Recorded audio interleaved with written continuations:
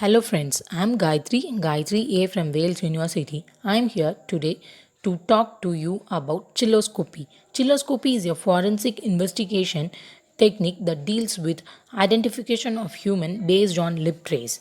The labial mucosa forms a characteristic pattern of skin greases or grooves called lip prints. The study of lip prints is called chilloscopy. Everyone has unique lip prints.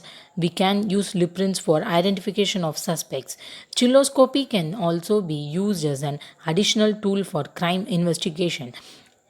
The main aim of this technique is to study the uniqueness, prevalence, and gender significations of lip prints patterns in human subject.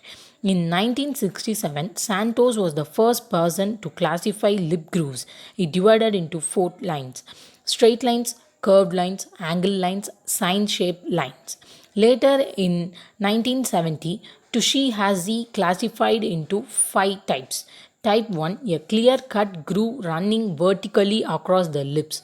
Type 1 subsection, partial length groove. Type 1. Type 2, a branched groove. Type 3, an intersected groove. Type 4, a rectangular pattern. Type 5, the other patterns. Forms of lip prints on crime scenes. There are three types. 1. Visible lip prints.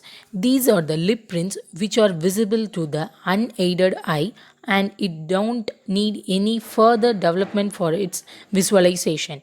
2. Latent or hidden lip prints. These are the lip prints which are not visible to human eye. It requires further development process for its visualization. 3. 3D or plastic lip prints.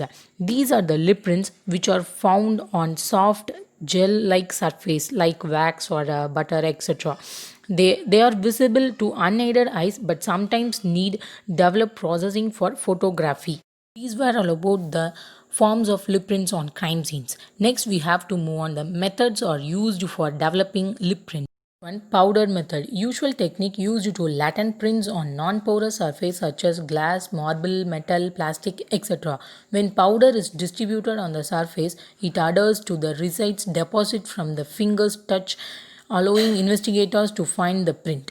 Powder such as aluminum, magnetic powder method, plump carbonate method, etc. Second one, chemical method. Crime scene investigation often use chemical method to locate the print such as iodine fuming, silver nitrate, lysochrome, small particle reagent. When one of the chemical comes into contact with chemical presence in the lip prints, resides the print visual.